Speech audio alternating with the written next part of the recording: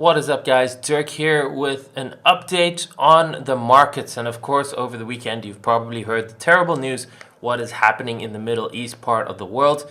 It's very sad. It's very unfortunate. And I don't want to comment on that other than the fact that it's horrible what people are doing to each other, everywhere in the world.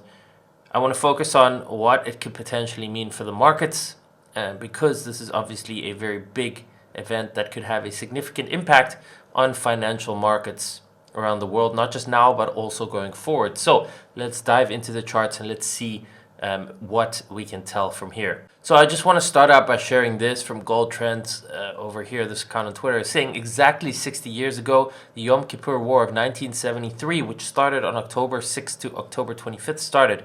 The 7 years that followed that, crude oil went from $5 to $50, 10x. Interest rates went from 6.5% to 18%, and gold went from $42 to $875. However, stocks almost lost 50% in the following year, but ended up about even after 7 years. And you can see here is a chart of crude oil that went from when that started. You can see that went basically a 10x over there. So this is important to understand, because if this is repeating in any similar way, right, it might not be the exact same way, but similar circumstances, similar conditions, what can happen to the price of oil, right? Because oil, the Middle East is obviously a massive region for crude oil. Interest rates, we've already seen them go higher over the past year. What is this going to do to that? And then potentially gold, and what we have now this time, which obviously didn't exist back then, is Bitcoin. Now we have digital gold. And obviously the reasoning here with gold is it's a flight to safety, because nobody knew what kind of happened to the financial markets, the economy, all that kind of stuff is scary, right? Same kind of fear and uncertainty that is there right now. As I'm recording this, it's actually before the US market open on Monday. So there's a lot of fear, a lot of uncertainty. And if this crisis continues to escalate even further and it develops bigger, that fear and uncertainty is going to spread.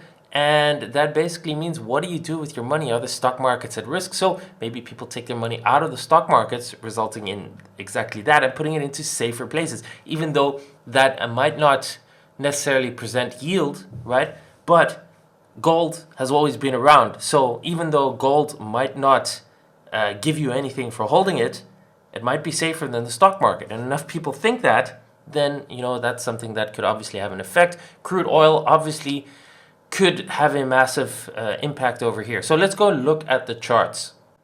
And since we're talking about oil, one thing I want to point out actually, which is pretty interesting just from a chart-based point of view, is that on September the 3rd, right, that's over a month ago, I posted this chart here on my social media, and I said, as long as the $60 level holds, then there's a chance that this goes to 147. The reason for that is purely technical, without any fundamentals at all, because I don't follow oil and macro and anything like that. I just purely looked at the chart, and this was my reasoning, that the price here in 2020, it wicked below the low. It took out this high over here. Usually what price does is it moves towards liquidity on these points. If this was a 5-minute chart or an hourly chart, I would think exactly the same. This is obviously a way longer chart, but you can see the high from 2008.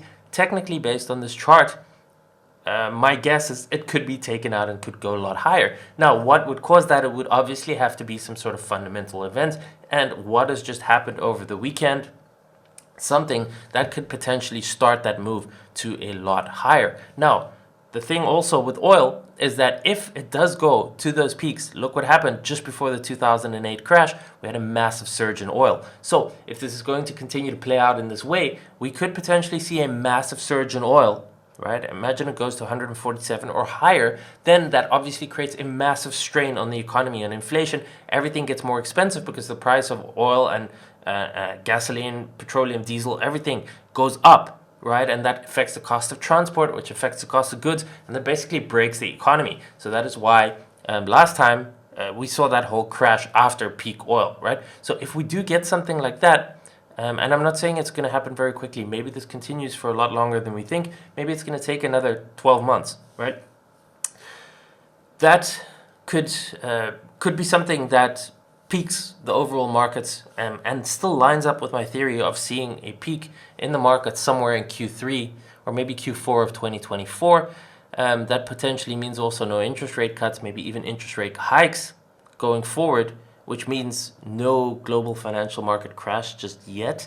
And I think it's going to depend very much on how things develop with the current situation and how that escalates. If it escalates, who else gets involved, and so on and so forth. Now, also what is going to be key is the dollar index, and I actually don't know how this news affects the US dollar versus other currencies, right? That's always what the dollar index is. It's a basket of currencies measured against the US dollar. In light of this uncertainty, what's happening, depending how it escalates, do people start buying US dollars as a safe haven? Do they not trust other currencies?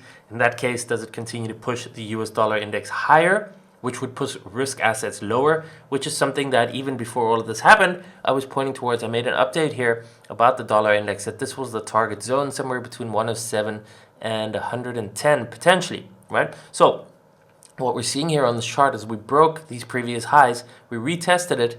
It's very possible this continues higher over here, which means likely downside in risk assets, stock market, and potentially Bitcoin and crypto. Then we have to see, there might be some exceptions. I don't know what happens to gold. I don't know what happens to oil. Can risk assets drop while gold and oil go up as a safe haven?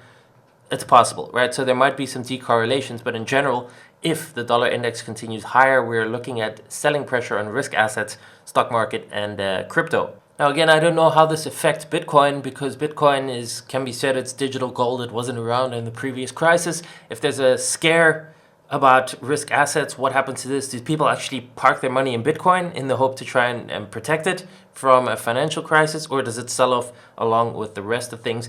Purely looking at the charts, I made this video, this was actually my last video, about the 3-day 50 moving average. Now, the key here is that we do reclaim it with 2 consecutive closes above to be able to confirm that bullish trend change. If we don't get that and we reject here, then we can see something similar. This has happened here, right? We didn't get the confirmation, 2 consecutive closes, rejected and went down. Here we saw a similar thing. This was when FTX collapsed. We got 1 close above, the second one massively dropped, right? So we are here, we're below it, and we have not had 2 consecutive closes. If we fail here, if the market drops, then I think we continue here lower and we go below this previous low. I think that's the likely scenario if we reject here. So something I shared in my VIP Discord was this idea to short Bitcoin yesterday based on the global uncertainty that could happen here and the potential of a rejection at $28,000 and the 3-day 50 moving average. So far that is playing out.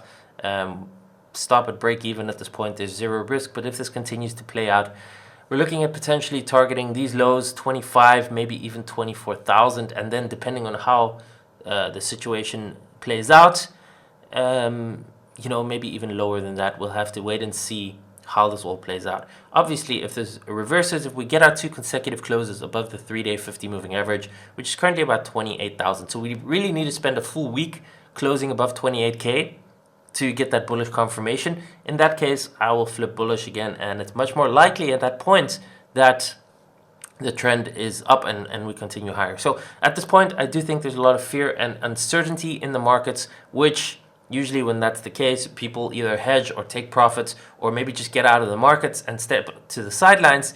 And if enough people do that, it can actually create like a self-fulfilling prophecy where it actually causes a sell-off because people are just closing their positions out of fear, and that accelerates like a waterfall, like an avalanche, basically. So let's see what is going to play out here. This is basically my criteria for Bitcoin: 28K, 2 consecutive closes above that, so 6 full days closing above there. We flip bullish. Until then, I am leaning towards the bearish side due to the risk and uncertainty, and also basically what these charts are showing. If dollar index continues higher, which it's looking like it could, then I likely put selling pressure here on stocks, on Bitcoin, everything in the short term.